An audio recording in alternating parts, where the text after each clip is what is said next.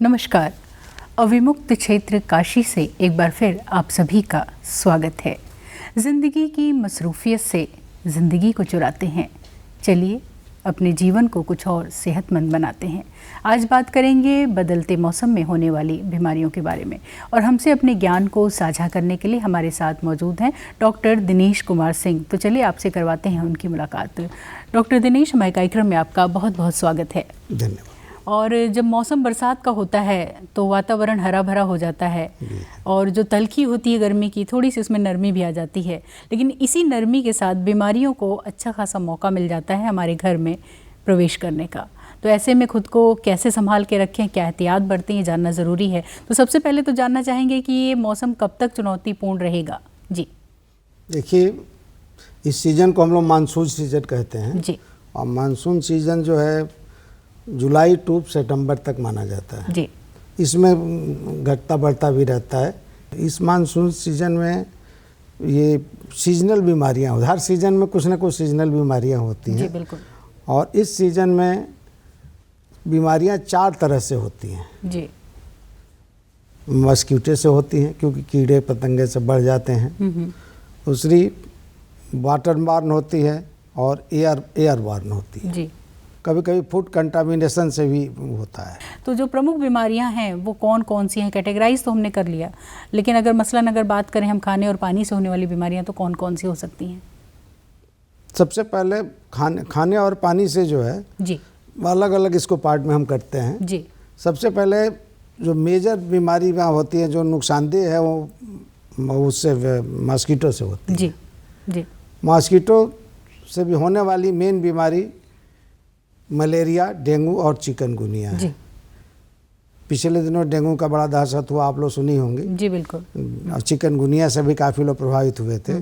लेकिन मलेरिया भी, जो हम लोगों के देश का जो एनवायरनमेंट है जी, उसमें मलेरिया जो है उनके लिए बहुत सूटेबल क्लाइमेट देता है। जी।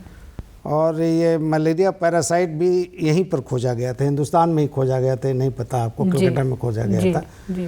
तो इससे 2019 में पूरे विश्व में इतने एडवांस, मतलब दुनिया बहुत एडवांस हो गई। 19 का रिकॉर्ड बता रहा, पूरे वर्ल्ड में 5 लाख लोगों की डेथ हुई थी। जी। इसलिए हम लोगों को इसको बहुत गंभीरता से लेना चाहिए। और जो मच्छर से जनित, मॉस्किटो जनित बीमारियां हैं, उसमें मलेरिया है, डेंगू है और चिकनगुनिया है। जी।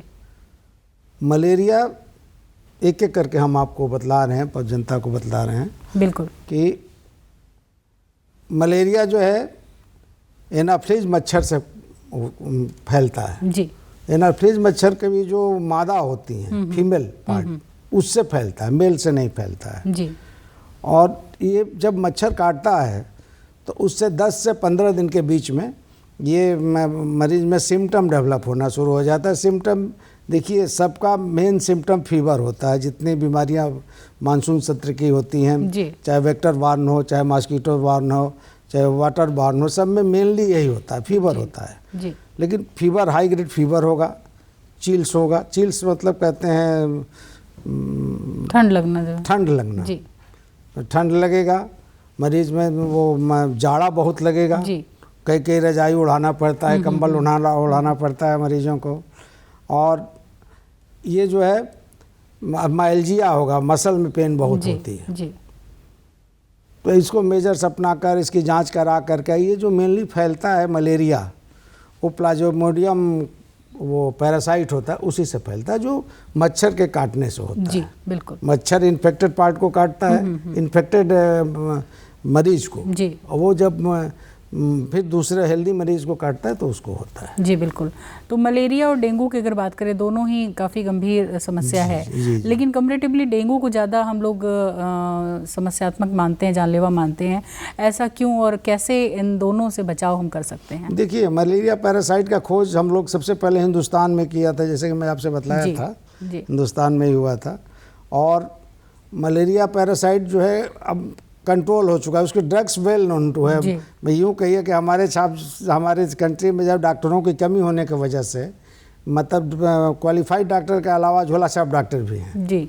जो ये सब जानते हैं कि इसका क्या करना है, सफिशिएंट ड्रग्स हम लोग बना लिए हैं। डेंगू जो होता है, दोनों में डिफरेंस ये है कि डेंगू स्टेगनेंट उसके जो वो भी मच्छर काटने से ही होता है, लेकिन स्टेगनेंट वाटर जो है, जैसे कि आप देखी होगी बरसात में टायर में पानी भर जाता है, रुका हुआ पानी, जो ठहरा या हुआ पानी, वो जो नारियल के सेल्स छिलके होते हैं उसमें पानी भर जाता है, हम लोग गमले में पानी डालते हैं, तो ये इधर उसका स्टेगनेंट पानी में ही इसके मच्छर जो है पनपते हैं। इसके मच्छर को वो एडिस इजिप्टाई कहते हैं। और इसमें भी देखिए कितनी समानता है कि मलेरिया एंड ये डेंगू, ये दोनों इसके भी फीमेल पार्टनर के ही काटने से फैलता है। तो डेंगू और मलेरिया दोनों खतरनाक है। इसके प्रारंभिक लक्षण आपने बताई दिए कि क्या हो सकते हैं। अब बात है कि इसका ट्रीटमेंट और इससे बचाव, ये दोनों बड़ा ज़रूरी है कि हम इसको समझें और इस पर निर्णय सही तरीके से ले सकें। जी, हम लोग के जब डॉक्टर अपने में डिस्कस करते हैं जी, या जो मेडिकल साइंस का प्रिंसिपल है कि prevention is better than cure, तो जो ट्रीटमेंट पार्ट है जी, उस पर कम ध्यान देकर अगर हम लोग उसके बचाव पर ध्यान दें जी, तो इस रोग से काफ़ी कुछ बच सकते हैं। जी बिल्कुल। बचने के लिए ट्रीटमेंट तो हमारा मेडिकल पार्ट हो गया, उस पर हम चाहते हैं कि इस पर कोई डिस्कस करने से फ़ायदा नहीं। कोई चार ड्रग बतला दिया आपसे तो उससे तो कोई जी बिल्कुल बचाव पे ज़्यादा बात करें, फ़ायदा नहीं होगा। लेकिन ये इससे बचने के लिए सबसे ज़रूरी है कि तो मॉस्किटो नेट का वो करें, हम रिपेलेंट आते हैं जो कि क्रीम्स वगैरह लगाते हैं उसको वो करें इस्तेमाल। जो हमारे घर के अगल बगल जो दूसरे घर हैं, खेत हैं, गमले हैं, उनमें पानी का स्टेगनेशन ना होने दें। ये हर तरह, चाहे वाटर बॉर्न डिजीज हो, चाहे वो मॉस्किटो बॉर्न डिजीज हो, दोनों के लिए बहुत ज़रूरी है कि स्टेगनेशन ना होने दें। हम सभी जो नागरिक हैं उनकी जिम्मेवारी है कि इसमें सहायता करें, अपनी सहायता भी करें, सरकार की सहायता की भी करें और मानवता की सहायता। बिल्कुल, यानी कि स्वच्छ भारत मिशन को अपनाते हुए अपने आसपास इकट्ठा पानी, छतों को एक बार देख लें, कूलर को देख लें, गमलों को देख लें, जहाँ कहीं भी संभावना हो पानी इकट्ठा होने की उसे देख लें और उस पानी को बिल्कुल इकट्ठा न रहने दें, यथासंभव उसे रोकने की कोशिश करें जो है।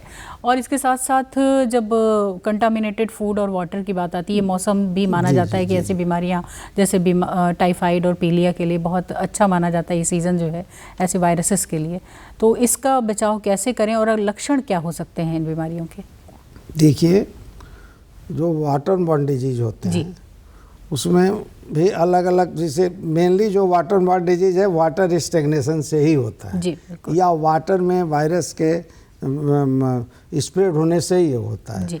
तो वाटर बॉर्न डिजीज में जो है सबसे जो इम्पॉर्टेंट बीमारी है वो है टाइफाइड। साल्मोनेला टाइफी नामक बैक्टीरिया से ये होता है जी। और टाइफाइड बीमारी में भी फिर वही लक्षण होता है, कुछ चिल्स होता है, राइगर होता है, फीवर होता है।